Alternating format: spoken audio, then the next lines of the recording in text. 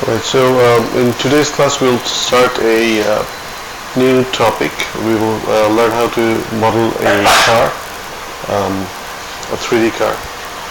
But before we get there, I need to wrap up the topic that we were talking about, and that's our reflection model. Okay. So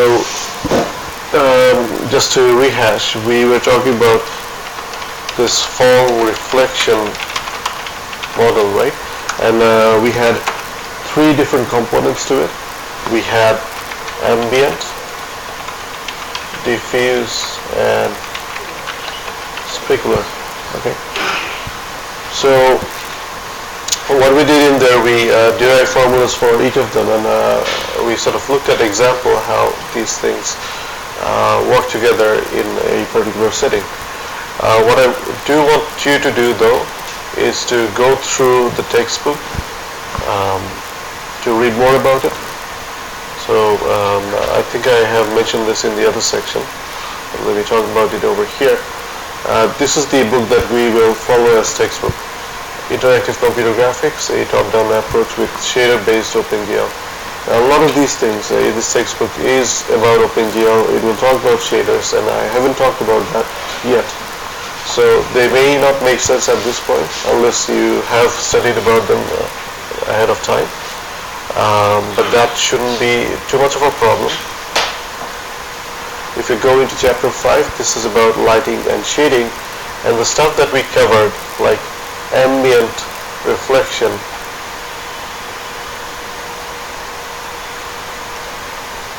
okay, sorry, I was in the wrong place. In the form reflection model, if you look at the ambient reflection component, they have IA equal to KA into LA.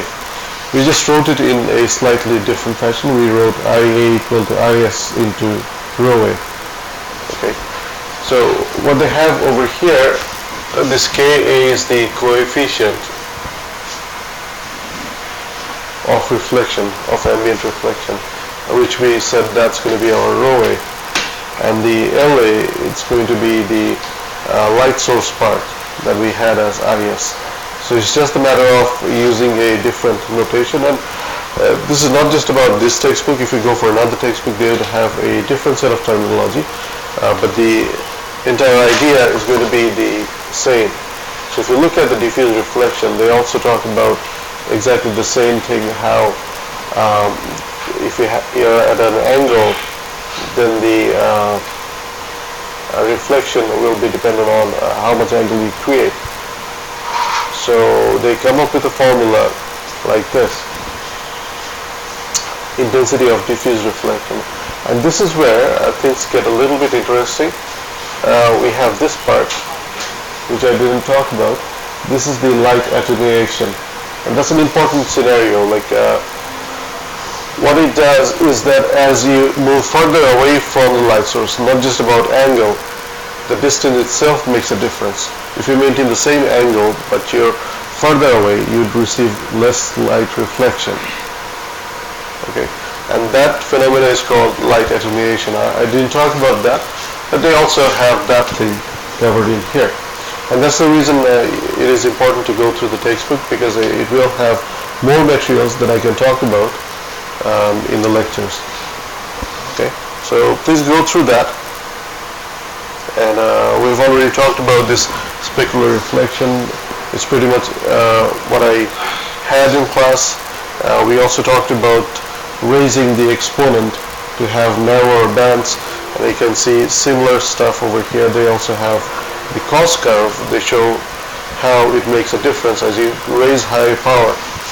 Okay. So what I really want you to do is to go through the entire section of 5.3. Okay. Go through this part. It covers form reflection model. Now,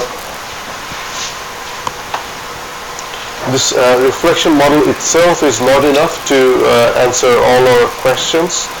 The questions that we had to start with, let me get a monkey head right here, and I'll do the basic setup again. That we will have some subdivision surface, Well, actually, just go ahead and apply this. All right, makes things a little bit easier for me. But I mean, you should not do that when you're modeling something. You shouldn't do that. So that I just did. So let's say I'm going to define a skin material for this thing with a slightly different color, just so we can see what it is. And now we can see this object in render. Okay. So what happens in the render mode? You're actually generating a 2D image or a animated movie. Whatever it is, even if it's an animation, it's just a series of 2D still pictures. They're just you're going through that really quickly. So if you're at this level, the pixels are quite visible. You can see small boxes with a little bit of color variation. Right? If you zoom further up, you can see the boxes quite clearly. But if you're looking at it from a distance, the boxes, they tend to go away. Okay. But our task is really to find the color of each and every pixel. Now, in order to do that, what we'd have to do is we'd have to look at each and every face that we have. Let's say that we have a face like this. It's a very crude approximation. What we have covered already is to find out the intensity at each of these corner points. By intensity, I mean we can find the intensity of red reflection, green reflection, and blue reflection. So that essentially is the color. Okay, so you can find out the color at these corner points, but that doesn't really produce the picture. Do we understand what the problem is right now? I mean, in order to produce this entire picture, you have to give color for each and every pixel, not just the corner points. Okay, so if you're looking at it from this angle, perhaps, like, let's say we got this face. Right now what we can do is we can find out the color over here, we can find out the color over here, and over here, but we don't know the rest. So we're back to another problem, that how am I supposed to find the color for this pixel, for example? We can't. Okay, not with the knowledge that we have right now, we can't. So what do we do now? We use something called scan lines. We come down right from the top, or you can go from the bottom, or you can come from this side. It doesn't really matter, but you just use horizontal lines to come down like this. You scan across the entire picture and you generate rows after rows or column after column. We usually do it in top-down fashion, like from top to bottom. So it's like a series of horizontal lines. What I mean by that is, let's say you have a line like this. Okay, and on this line, on this row, there can be many different pixels. So we have one pixel over here, we have another pixel over here, another pixel over here. So for each of these pixels, we need to find out the color, exactly what color they are. Okay. But the problem is we know the color at these two corner points, not the entire thing. Okay. So what is the fix then? Let me see if I can use a different color over here.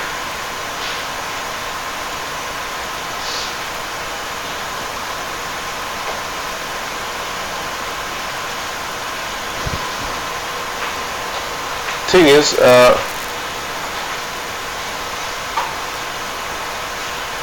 say we got these corner points, right? And there will be a line that goes this way. Sorry. Hello. Hello, sorry. This side.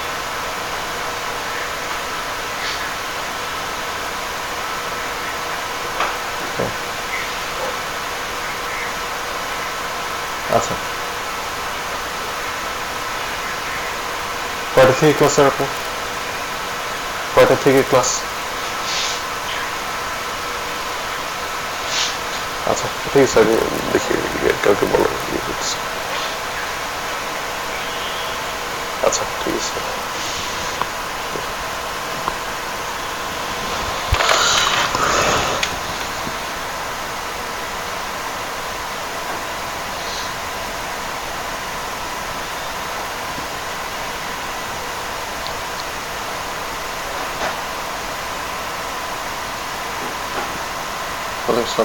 Madam Ashraf স্যারের ক্লাসগুলো আজকে উনি নিতে পারবেন, উনি হসপিটালে যাওয়া লাগবে আর কি। এইটা ওনার ক্লাস যেগুলো আছে সেগুলোতে একটু নোটিস প্রিন্ট করে দিন আর কাউকে পাঠান ক্লাসে যাতে বলে দেওয়ার জন্য, কারণ আগে থেকে জানাতে পারেন উনি। 10টা থেকে শুরু করে 4টা পর্যন্ত অনেকগুলো ক্লাস আছে আজকে।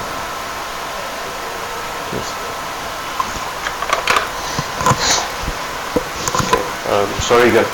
So we know the color over here, we know the color up there, but we don't know what happens in the intermediate pixels, and that's a problem. The solution is easy though. Like if you know the color over here, if you know the color over here, you can find the color at each and every point like that. So let me go for a easier scenario, I mean easier one for me to control, because the other one was drawing thick lines. It's the rendered output over there. So over here I can actually manipulate things in a slightly better way. So let's say we got 4 corner points like this, and we label the vertices as V1, V2, V3, V4. Okay, so we know the vertices. That means that we know the coordinate for each and every one of them. And for each of these vertices, we have a particular color assigned to them. So if you're talking about this particular vertex, we will have a color. We will have a red component, a green component, and a blue component. So we can write them down in this fashion. Let's say V1 has a color R1, G1, and B1. For V2, we will similarly then have R2, G2, and B2.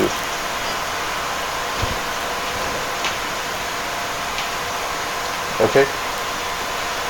What I want to find out is that for any intermediate point, and these vertices, they don't exist, but if you can imagine that there is a new vertex right over here, what's going to be the color or red, green, and blue value for that particular vertex? Can we find that out? So let's just say that this is going to be Vx. This new vertex over here, this is going to be Vx. It's going to be any intermediate vertex. And the color for that is going to be Rx, Gx, and Bx. We need to find out what it is. Okay. So how do we do that? We do that with a tool called linear interpolation.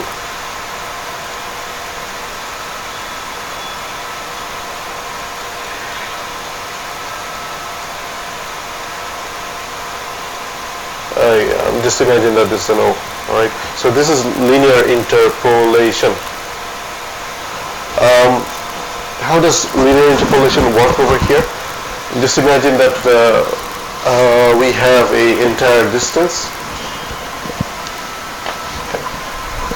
Let me flatten things out. Let's just say that we are working in 1D, in one dimension. That we have an axis X, and it goes on like that. We don't even have a second axis like Y. Okay, let's say you're at a point X equal to, let's say, 20, and you're at another point over here X equal to, say, 80. If I say that for some function the value is V equal to say 200 at this point, and over here when you go to X equal to 80, the value is, let's say, 800, just to keep things really very simple. Okay. So if you know these things, if I ask you what happens at this point where x is equal to, say, 30, the value would be 300. Okay. The numbers were picked in a very easy to calculate way, that you don't even have to do math over here. You see that this is 20 and this is 200, this is 80 and this is 800. So when it's 30, it must be 300, even without doing any math. But if you try to look for what happens over here, what you find is that for a range of 60 units, how do we get 60 units? 80 minus 50. For a range of 60 units, the value changes 600. Okay, the change of value, if we mark that as dV, is how much? 600. And the change of x, if you mark that with dx, is 60. So what's the per unit change? That's going to be dV by dx. For every unit change in x, the value changed by dV by dx factor. Okay, since we're going to x equal to 30, what's the distance from here to there? 10. Okay, so you multiply that. You multiply that with 10, what do we get? dV by dx, what was it?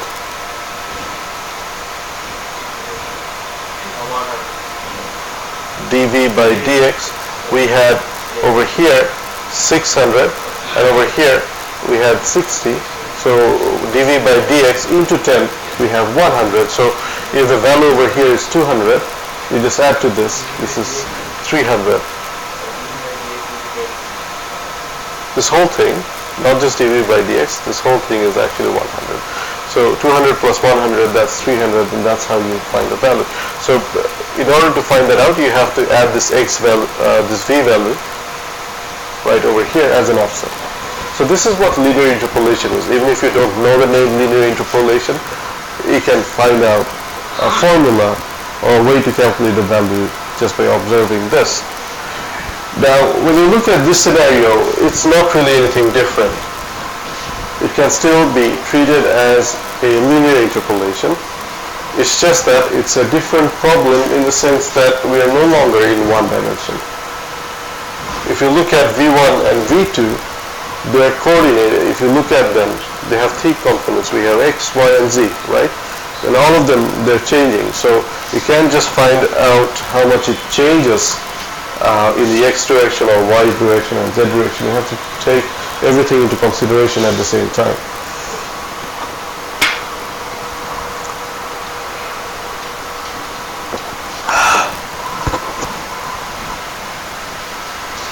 Okay.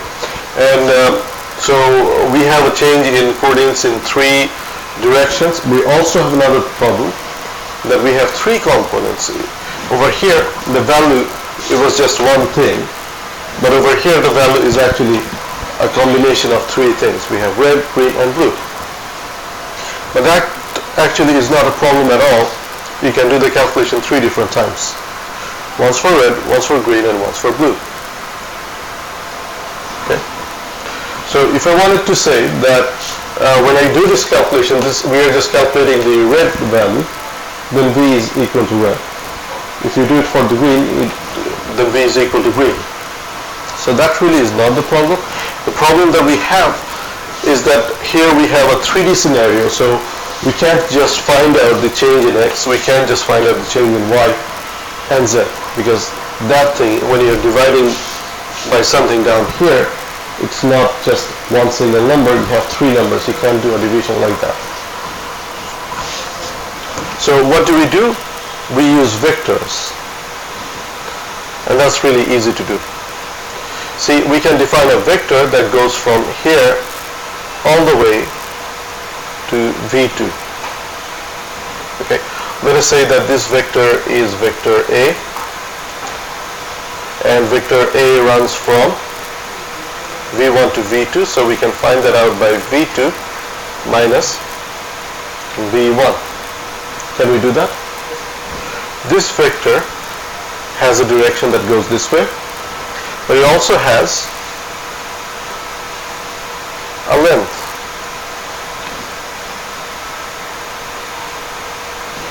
If you look at this new vector that we can form, if you go up till this distance, let us call this vector B, and B is easy to define as well. B is going to be Vx minus V1. So we can find that out as well.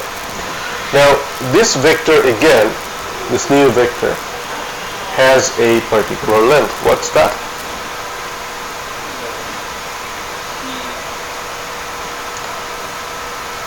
That's the length of B. Okay, so that's the entire length. Magnitude of A is the entire length, and magnitude of B is the length of the new vector.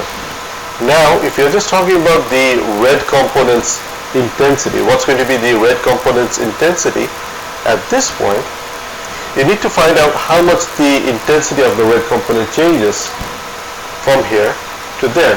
And that can be written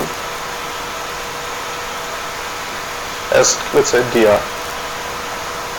So if you talk about per unit change for length, then you divide dr value by the length of the entire vector. Once you find that out, you multiply that by the length of this new vector, which is up here, and you need to add the initial value that we have, which is r1. It's not 0, it would be something, so you add r1 to that. And altogether, when you do that, you find out the intensity, the red intensity of this new pixel.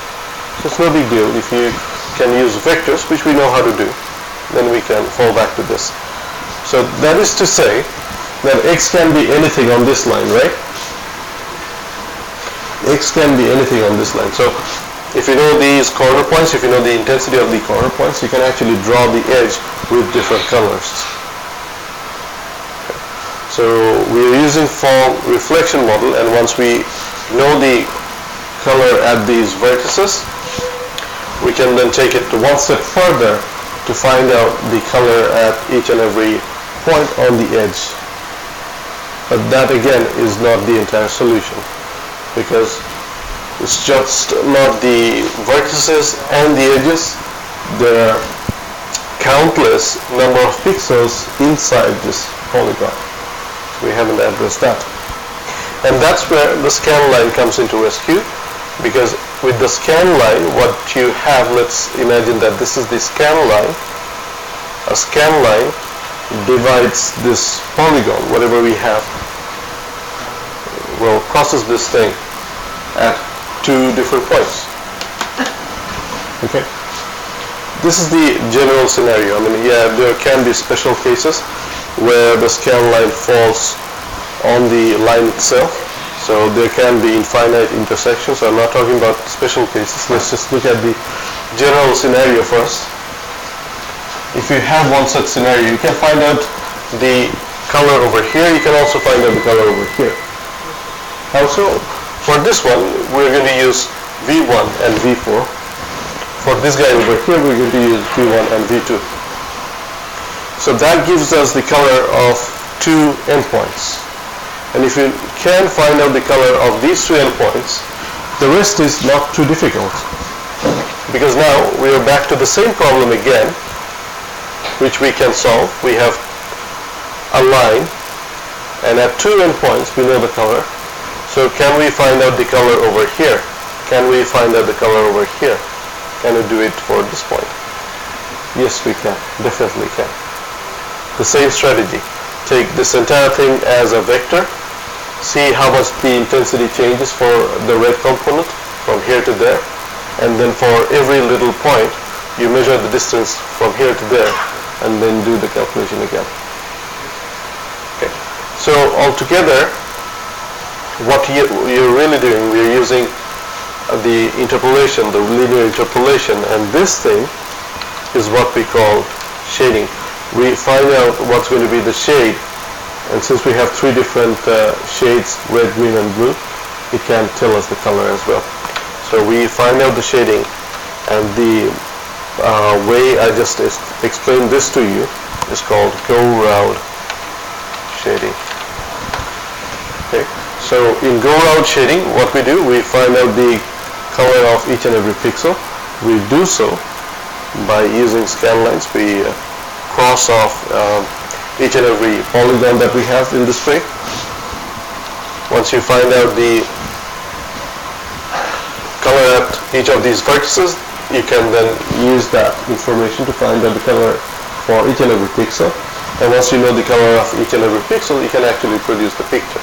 And that's our target, because someone will give us a OBJ file or some file format where the model is described, and we need to render that out on the screen. Someone wrote Blender, okay, so we can give it a OBJ file and it renders that for us. So someone had to write the program, someone had to do the math, and this is how they could have done that.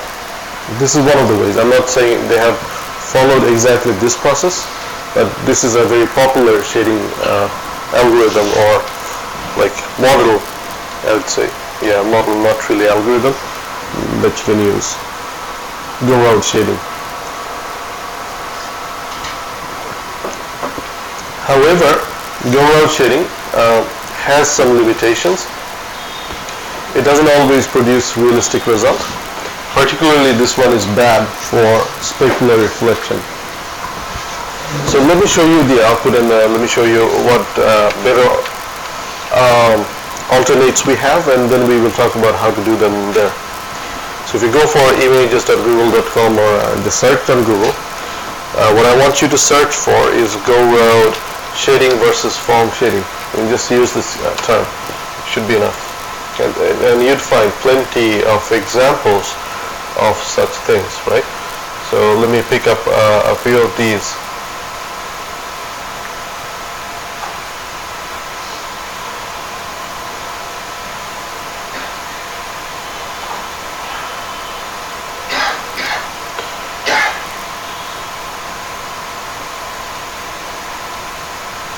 I think this is better.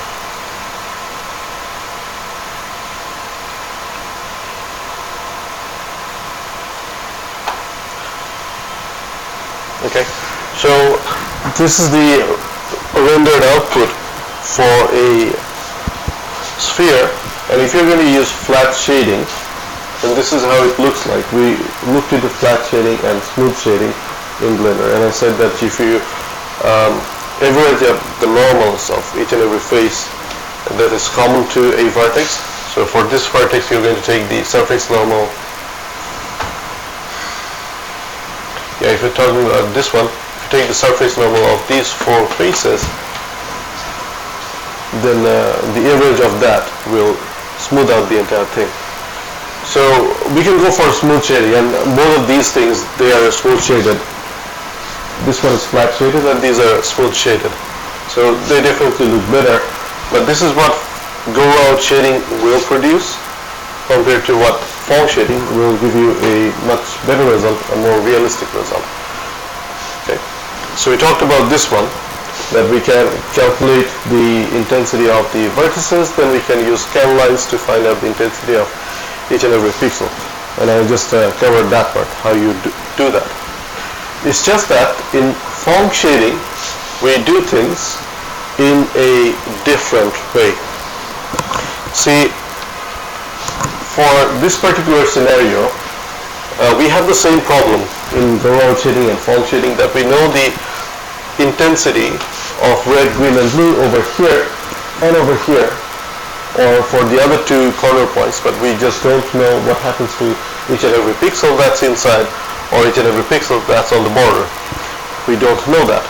So for Gouraud shading, we do interpolation on the color.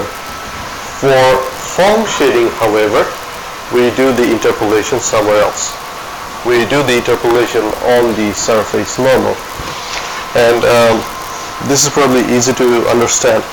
through a real-life example. Let's say I got a polygon. Let us just think about this attendance file as a polygon. We got 4 corner points, right? It can be treated as a polygon. We can also imagine that this is a polygon to approximate this curved shape. This is curved now. I mean, over here it was flat, but now this is curved. So we have coordinates over here for 4 of these corner points, right? Even in this curved mode. But now, if you consider it like this, then the normals, the surface normals at this point, it's going to point this way. Surface normal at this point is going to point that way. It's going to go out. We know how to calculate this, right? At each point, they're going to go in different direction. So when you do go out shading, you don't really look at the direction of the surface normal of the intermediate points. You do it for the corner points, obviously, because we do diffuse calculation where surface normal is taken into account. We do specular calculation where surface normal is taken into account. However, when you compute the shading for each and every point on the border, you don't do that because the surface normal has already been calculated at the corner points. Well, in go-around shading, you don't do it.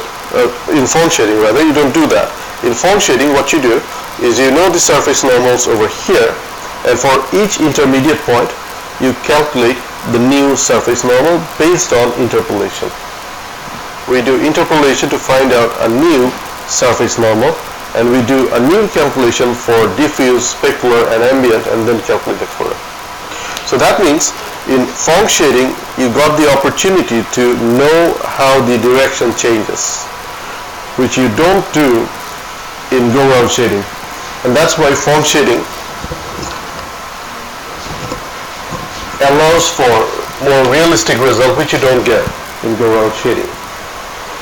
So maybe the most obvious question would be, why would you use go-round shading then?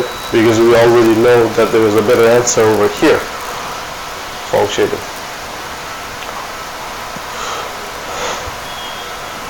Any idea?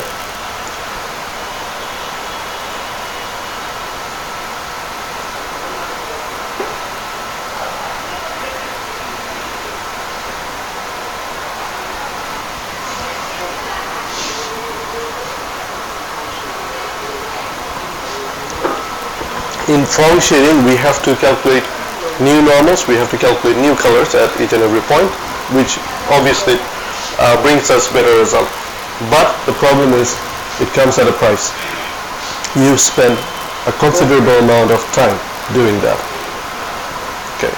In go-around shading, you don't have to do new normal calculation, and then you do not calculate the whole ambient, diffuse, and specular component again. It's just a very simple linear interpolation. Very little calculations involved over there. You do one division, one multiplication, one addition, and that's it. Okay, for linear interpolation. For phone shading, however, it comes with a lot of baggage. You do a lot more calculation. It's a lot slower compared to go-around shading. And when it comes to computer graphics, we are going for fast renders. If you're driving a car in a game, right, you don't want frames to be cropped. Like there shouldn't be any lag going from one frame to another. It should be really smooth. So to render each and every frame, you have to do it really fast. How do you do it fast? By compromising quality. Okay. So we're not going to go for realistic result. Maybe we can fool our audience or the users with go-around shading, and that would be enough at this point. But with better cards that are coming out, better hardware support that we have, more processing power we have, both in CPU and on GPU, okay, we can get much better results these days. And, okay, even on Android phones or like on your smartphones, you can have games that look really stunning, and it was not possible to run even those games on full PCs back in 1990s, for example. So as we're advancing, we have more processing power on our devices that allows us to go for fancy stuff. We can do real-time render. I mean, there are better rendering algorithms even better than form shading. We have ray tracing. So nowadays we even have real-time ray tracing. Okay. We'll see some of those examples later on. So the images that I got from here, as you can see that we have different result. This one in particular shows you the effect of flat shading, which is really bad. Go Out has a very little hint of specular reflection. In form shading, you see the specular reflection quite clearly. So that's why I was saying that Go Out shading is bad for shiny stuff, for specular reflection, and for ray trace, that's the best result you can find in this scenario. If we get time, I will talk about ray tracing. In some semesters I managed to do that, in some I couldn't. So I'll try. Let's see if we can cover that thing right at the end of the course. So this pretty much concludes what I had to talk about in terms of reflection and shading. And to complement whatever we have covered in class, I would ask you to go through your textbook 5.3. That section was for reflection model, and they must have covered Go Out shading and form shading in there. Just search for that and please read about that as well. There would be a lot more that they talk about with better explanations and better images, so please cover them as well.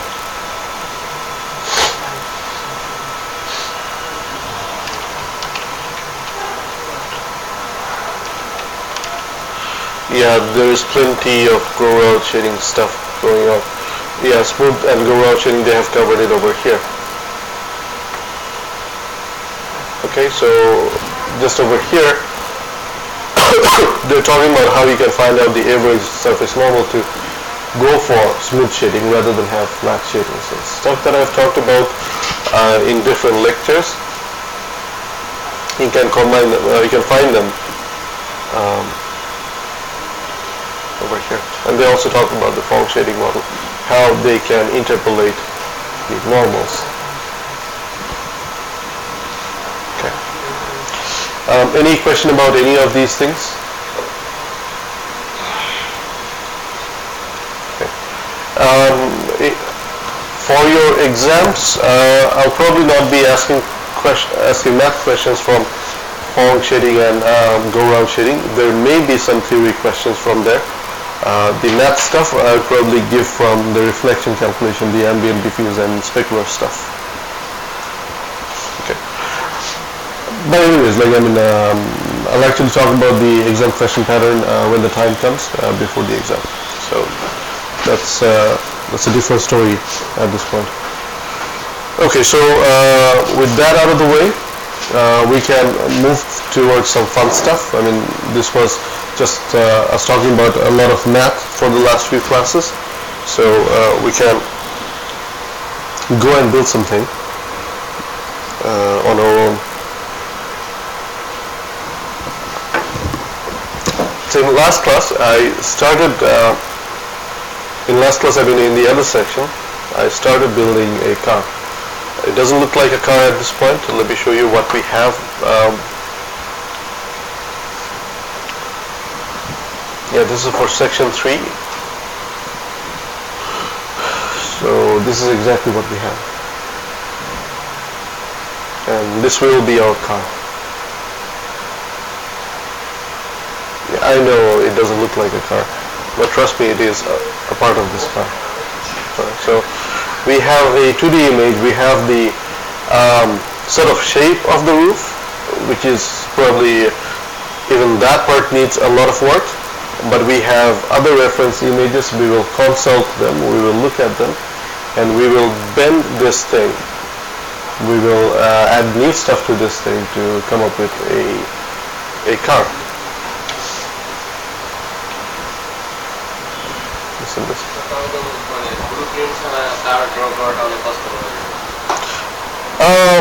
Yes, if you're starting to model, but once you get the hang of it, once you have a lot of practice, then you don't really need a blueprint. You can build your own concept car. I mean, the car manufacturers, they come up with new designs, right? So someone has to give some concept. So when you have some, let's say, short animations, they also come up with fancy designs for characters. Fancy cars even. Maybe they don't exist in real life. That means that there is no blueprint for that. So how do they draw that?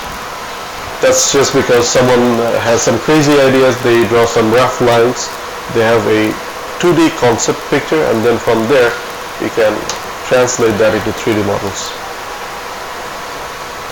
Okay. But that comes with practice, and I'm not going to talk about that at this point, since we are just starting to learn how to model stuff. We'll go with references. This is easy, right? And if you're really have a lot of creativity in this area, if you have good sense in art, then yes, you probably don't need these blueprints. You got a lot of ideas in your head, and you can just start with a 3D model. Maybe start from a cube and make it a car. Okay.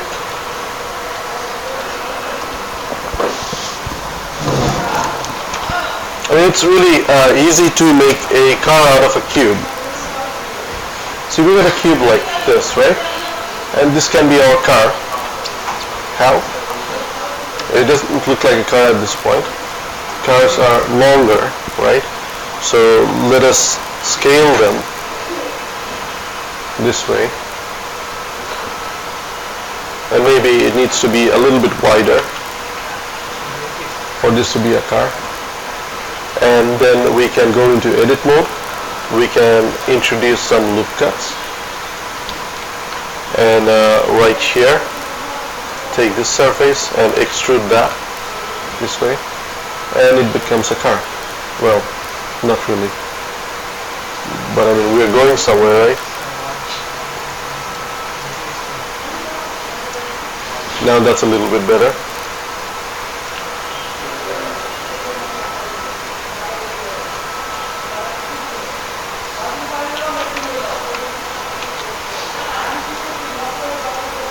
So Rome wasn't built in a day, and our car is not going to come for free either.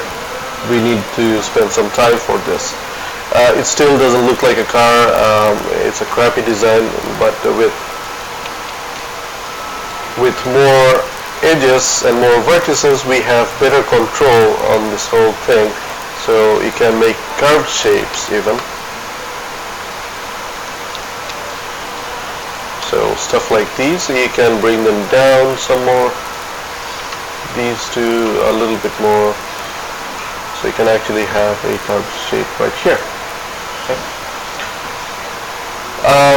So yeah, I mean, I can't really build a car. Not in this class, from a cube. But I have done that before. I've started with a cube and turned that into a car. It was sort of realistic, and I need to go on Facebook to find that.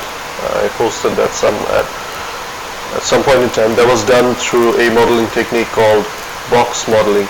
And if you start from a cube or a box and turn that to a shape like this is called box modeling. And that's what I showed you how to do when we created desks and chairs. We used a box modeling technique. We started from a cube. If you start from a cylinder, that's also box modeling, because you have a primitive cylinder, sphere, cube. These are very primitive things that are given to you, and you start from there, you make it something else. That's box modeling. But to build a car in box modeling is not so easy, because it's going to limit you in many different ways. You have these forms that you need to conform to. So what we are going to do is we're not going to use box modeling for modeling a car. What we do is called polygon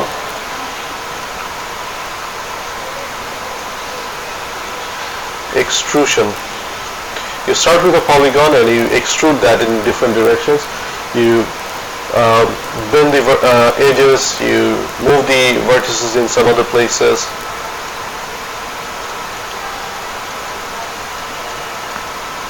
So with polygon extrusion, we're going to build a car. So this is not going to help. Alright? And this is going to take a lot of time. Building a car will take a lot of time. Just the exterior itself will take a lot of time, but I'm asking for a little bit more from you guys. You have to have the interior as well. So the seats, the entire dashboard, the steering wheel, the brakes, accelerator, and the clutch, everything has to be in there. Okay.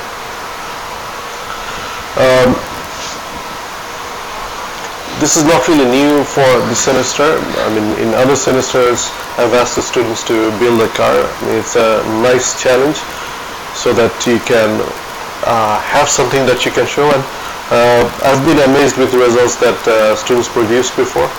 They came up with cars that I couldn't design myself. So there are always students who can really show their creativity over here, come up with new designs. But what I do is I give a specific theme to pick from each semester. So for one of the semesters, I asked students to build American muscle cars, like Ford Mustangs. Okay, they have a very specific shape. In another semester, I asked them to build convertibles. Convertibles are cars where you have the roof that's detachable. You can take it off. Okay, those are convertibles. This semester, I want to go back to old days. We'll go for retro cars.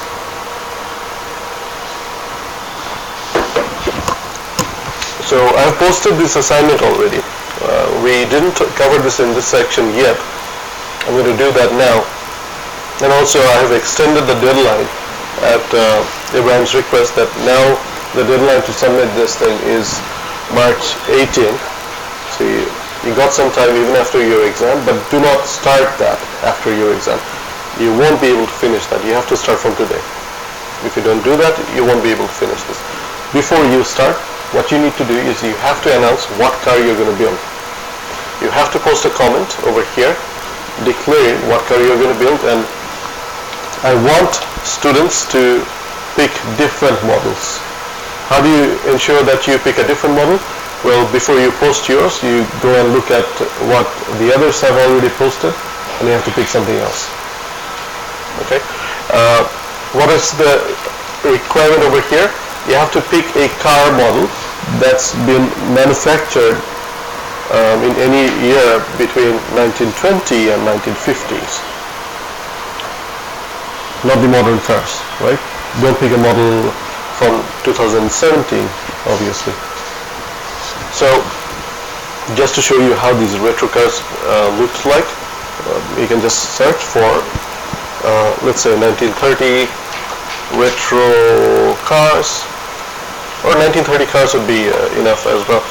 So just look for the images. I mean, there are a lot of Rolls Royces here. You can pick any of these designs, or let me go for something a little bit generic, just 1930 cars. Yeah, you'd find some blog posts where they talk about the classic cars over there, and there are a lot of names that you can pick from. Definitely do not go for sports car, muscle cars. I mean, these are new concepts. They didn't have that in 1930s.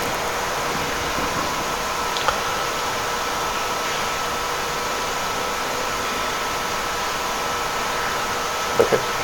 So yeah, I mean, whatever you fancy, any of these cars, you can pick, and then you need to search for blueprints.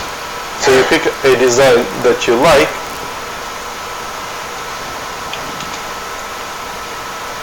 okay. If you have a particular design, I mean, see, this is already looking different. This is a Buick 1947. So if you pick a design that you like, you search for images of that particular car. So for example, this Buick 1947, I want to see some more example of that. I may search for this particular model and have a look at all these images. But what I really need in order to design this thing is the blueprint.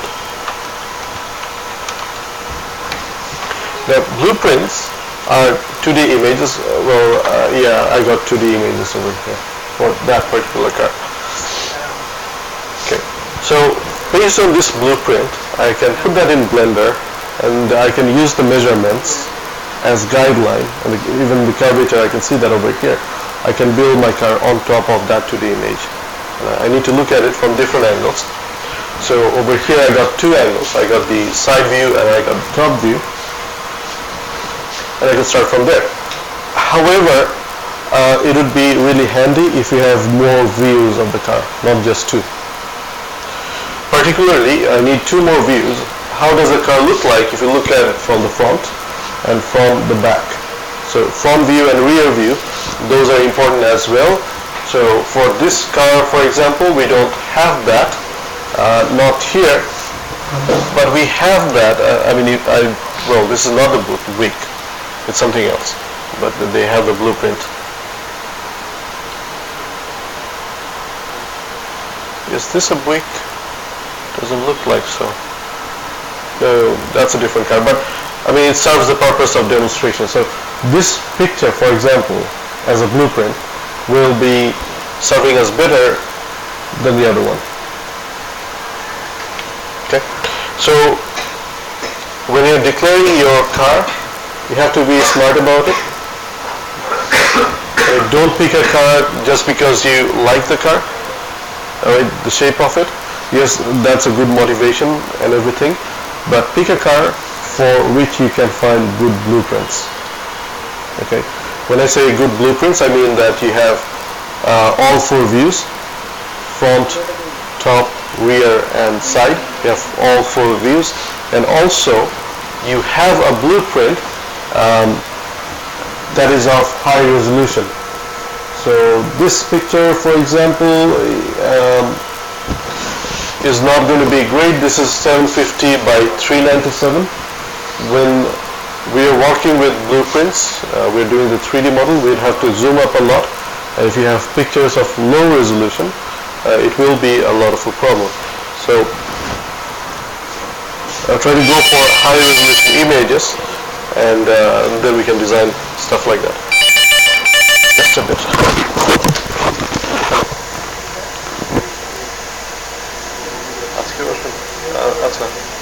Careful in the photograph now.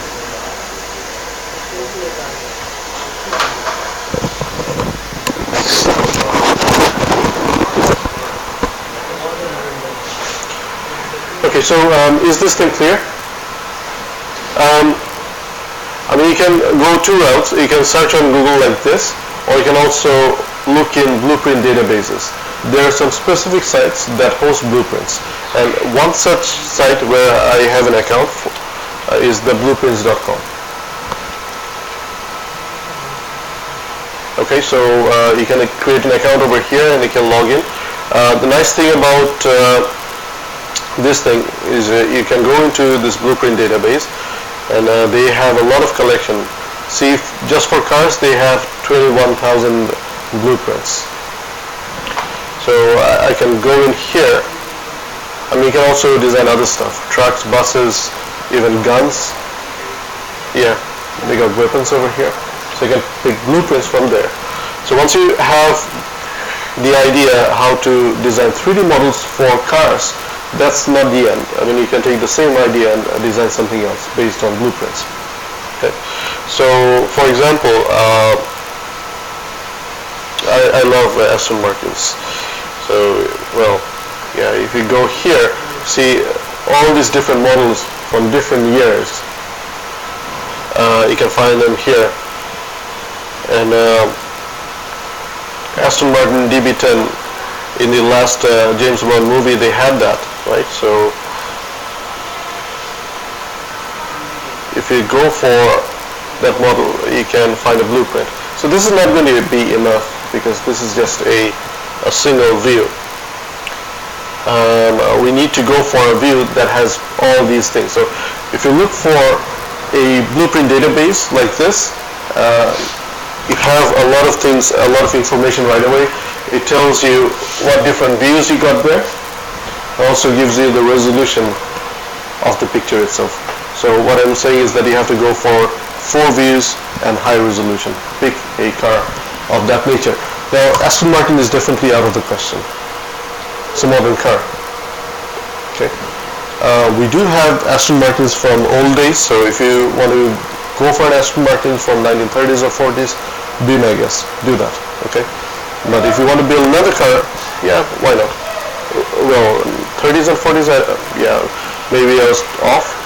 They do have Aston Martin DB2 from 1950, so that can be one example. Actually, that can be a good example over here. See this 1951 design. It has a sort of okay resolution. We can go with that. But this one over here from 1950, it's marked as vector. So I'm going to open both of them. Okay, so this can come in handy. However, this one is the best possible thing you can ask for, but this is not free. See, this design is vector drawing. That means that it is scalable. You can make it as big as you want or as small as you want. You're not going to lose quality. It's given as SVG files. However, these things are not free. You have to buy them. Okay.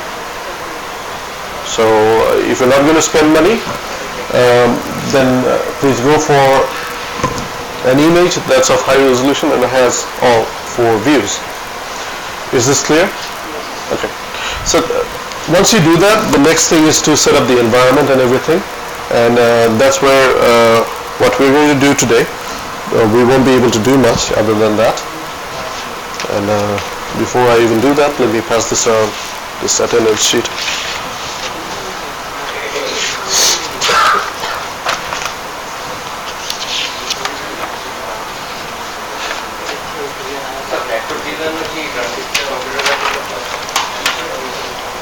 Well, you can generate vector designs. Yeah, that's part of computer graphics. We don't really do vector graphics over here though. We generate PNG and JPG images, although we can generate SVG as well. For vector graphics, that's more of desktop publishing and graphics design.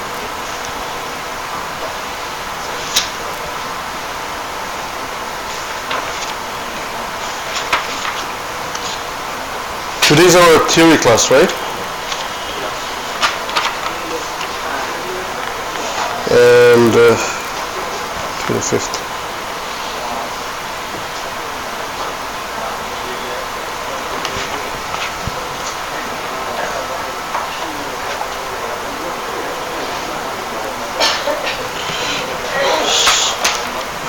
So on Wednesday we got 2 classes back to back.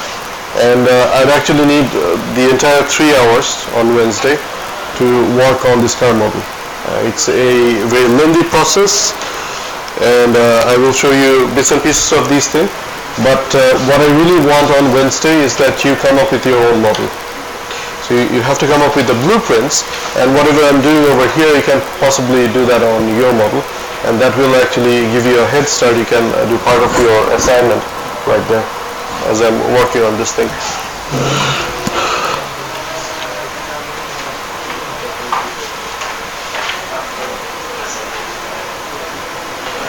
Okay, so to get started you need a blueprint, right? And I have actually downloaded a blueprint that I'm demonstrating in the other section, and I'm going to use that. It's not a retro car, but the concepts, they still translate very nicely over to the other thing. So we're going to, I will actually share this resource with you. Not that you have to use this, but you can if you want to for practicing. Okay, so this is the blueprint image. Let me download this.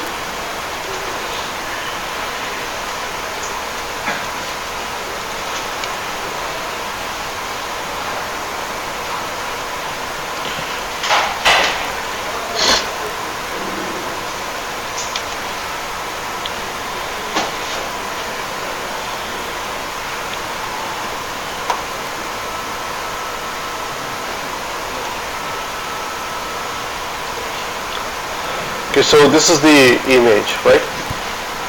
This is the blueprint. We got the side view, we got the top view, front, well actually the back and the front. We got 4 views, and the image itself is probably not too bad. It's 1844 by 1786. Okay, so it's a decent resolution. So how do we get started? First of all, you need to use some sort of image editor of your choice. It can be Photoshop, it can be GIMP, or anything that you fancy. What we need is to crop parts of it out. We have 4 different things packed into one image. Okay, that's easy to distribute. But when we are working in Blender or any other 3D modeling tool, it's not going to help much. That's why we need to crop it off, make separate parts. So this is really easy to do. You just mark an area, you hit enter. Oh, this is probably too big. And most image processing tools, they have a auto crop image which will really shrink it down to the smallest possible size. So we can have a cropped image and then we can save that as a view. So right now I have done the top part and the side view on the other section, right? So I can actually go for the other 2 views.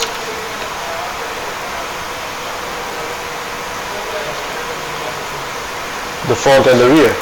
So we have cropped it off, and then we can use auto crop image.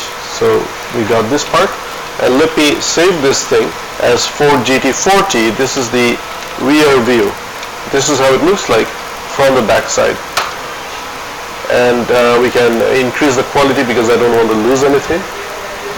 I just export that. Is this part clear? Okay. Now let us go back to Blender and see how we can load this image. I will just go with a new file over here. So just to start with, let's say this is the default view, and when we are doing a 3D modeling where we are going with the measurements, we will go for the orthographic view because the pictures that we got, those are all orthographic pictures. How do you know that those are orthographic pictures? Well, just by looking at it. It's not rocket science. If you look at these things, you see that this picture is taken right from the top. Okay. So there is no distortion that as you go further away from the objects, the further that you go away, things are going to get smaller. And in orthographic view, the parallel lines, they stay parallel. So if you look at this part, they're parallel, but if you look at a car in real life, right from the front, as these parts are going further away, they will come closer together because it's going to get smaller. It's not happening over here, right? So this is an orthographic view. So when we design with a reference that's given in orthographic view, we should be in orthographic view ourselves. So in Blender we know how to do this, right? How do we do it? 5 on number pad. 5 on number pad goes to perspective or orthographic. It's a toggle thing. Or you can also go into view and then switch from view perspective or view orthographic. Okay. So now that we have this cube, how do we see the picture behind it? That's the thing, because the picture needs to be there for us to work with it. And this is where you need to set up something called the background images. In today's class, I won't do much other than setting up the background images, and I'll show you how to do it because we are running out of time. This is 9:47 already. This is really easy to do. The background images will only appear in the fixed views, like the front view, the right view, or the top view. They will only appear in those views, and that's exactly what you need because they're aligned with each of these views. Okay, so let us look at how we can see the back of the car. So we have just cropped off this part, right? How do we go to the back view? Control 1, or you go over here and pick the back view. So both are alright. Now I want you to notice that if you bring up this properties panel, how do we do that? N, by pressing N, okay? So when you bring up this properties panel,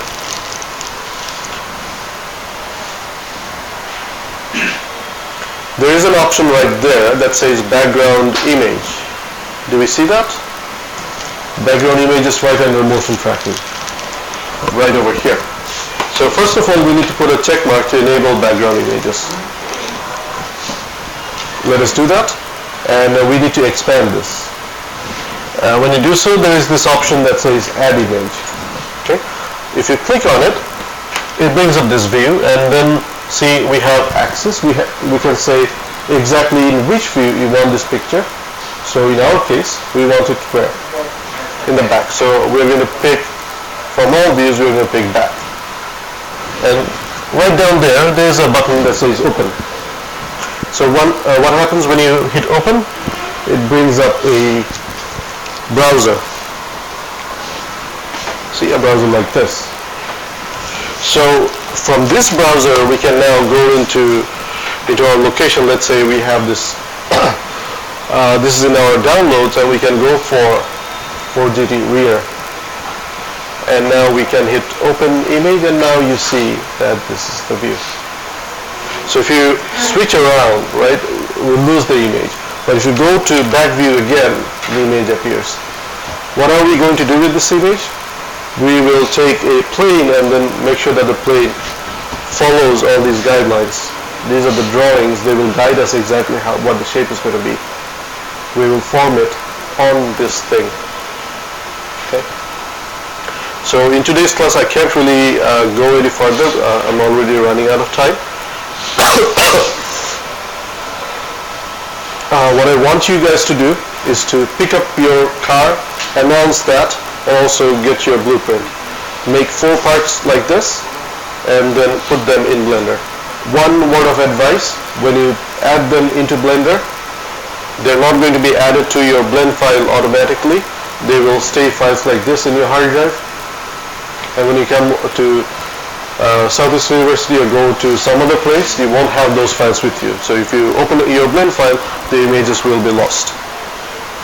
There is a very nice way in Blender that you can include all these external images into your blend file.